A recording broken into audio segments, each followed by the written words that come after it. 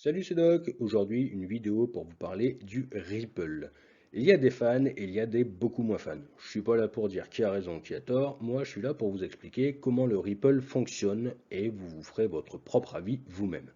Bien entendu, si vous ne savez pas encore comment fonctionne une blockchain et le Bitcoin, je vous invite à regarder les deux vidéos sur le sujet et je vous mets les liens en description. Allez, bon visionnage!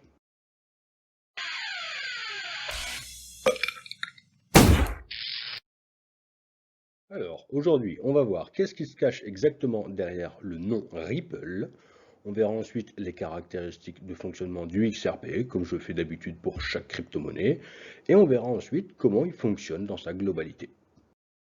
Alors, Ripple, c'est une entreprise créée en 2012 qui a créé un protocole cryptographique qu'elle a dénommé le Ripple Protocol. Grâce à ce protocole cryptographique, elle a également créé une crypto-monnaie, le Ripple, ou aussi connu sous le nom de XRP.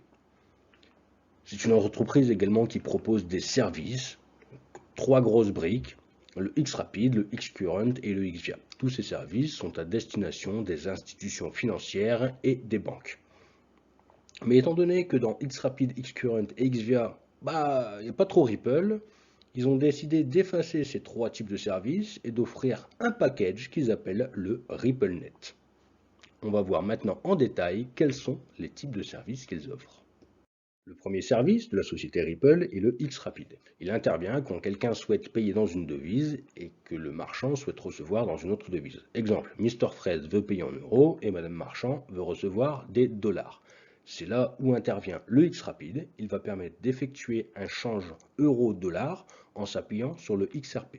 Le fait de s'appuyer sur le XRP va permettre d'obtenir des taux de change à des frais ultra réduits. Le deuxième service de la société Ripple, c'est le X-Current. L'objectif, c'est de remplacer le protocole SWIFT. Vous savez, ce protocole qui permet d'effectuer des virements bancaires entre différentes banques et qui prend entre 3 et 5 jours. Et bien, en gros, le X-Current, c'est le virement instantané. Donc, si votre banque accepte et permet de faire le virement instantané, vous pouvez vous dire qu'elle travaille avec la société Ripple. Enfin, le dernier service, le XVIA, ou aussi appelé Standard Payment Interface, est en fait une API. Une API, pour Application Programming Interface, c'est grosso modo une interface qui va vous permettre de communiquer avec divers services sans être obligé de vous connecter à chaque service. C'est-à-dire que vous allez vous connecter sur une grosse boîte qui elle-même est reliée à différents services et vous allez pouvoir interagir avec tous ces services en un seul et unique point. En gros, à quoi ça sert? Ça simplifie l'interconnexion entre les banques et la société Ripple et ça permet d'ajouter des fonctions très simples comme par exemple envoyer une facture avec un document, etc. La société Ripple fonctionne excessivement bien. Ses services rapportent énormément d'argent. On peut donc se dire, quand on regarde ça de manière simple, qu'en investissant dans le XRP, c'est une bonne chose car c'est la pierre angulaire de tous leurs services et c'est une société qui fonctionne super bien. Oui, sauf qu'actuellement c'est le XRP, mais rien ne vous dit que demain on ne va pas créer le Bankcoin avec le protocole Ripple Network qui remplacerait tout simplement le XRP et le XRP ne serait alors plus qu'un simple produit de la société Ripple qui n'a plus rien à voir avec ses services à destination des institutions financières. La blockchain XRP de la société Ripple produit un bloc par seconde. Il n'y a pas de système de récompense car tout a déjà été créé. Il y a 100 milliards de XRP. Il y a même un système de destruction monétaire, mais nous verrons ça par la suite. Pas de système de preuve de travail comme sur Bitcoin pour valider les blocs. Là, c'est un système de vote. L'ensemble des valideurs de blocs va voter pour le bloc qui arrange le mieux l'ensemble des valideurs de blocs. Ces valideurs sont sélectionnés par la société Ripple. Elle n'est effectivement pas ouverte au public pour tout ce qui est validation de blocs. Néanmoins, n'importe qui peut regarder ce qui se passe sur la blockchain XRP. Il va pouvoir y vérifier les transactions qui y sont faites, etc. Elle est accessible en lecture publiquement. Par contre, tout le monde ne peut pas participer à la sécurisation de la blockchain. Il faut être sélectionné par l'entreprise Ripple pour pouvoir valider des blocs.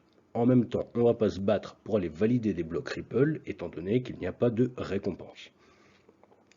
Enfin, le XRP a une capacité de transaction assez élevée.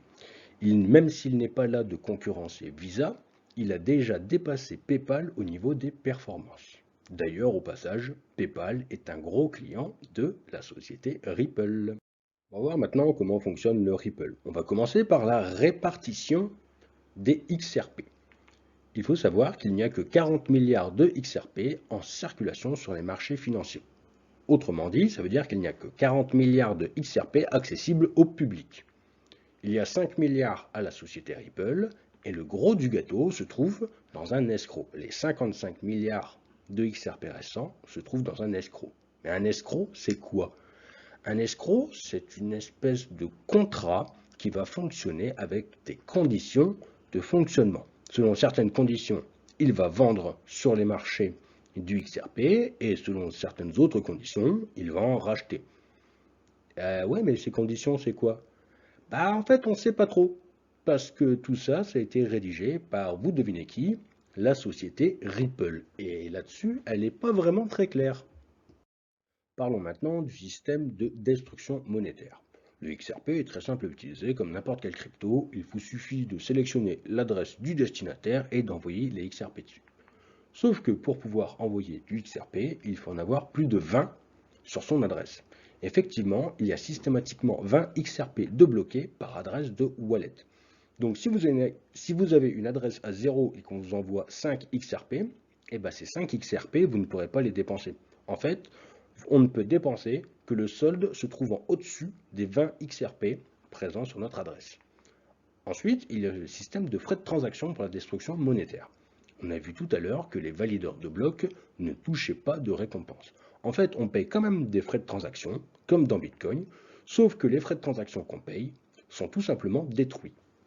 On parle aussi de burned.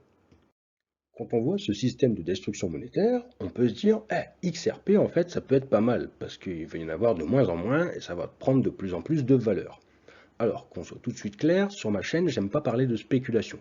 Moi, mon dada, c'est la technique et de vérifier si ça peut répondre à des problématiques existantes. Alors, sur Terre, on est à la louche 8 milliards.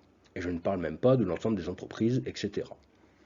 Visa et Mastercard, à eux deux, représentent 5 milliards d'utilisateurs, que ce soit entreprises et particuliers confondus.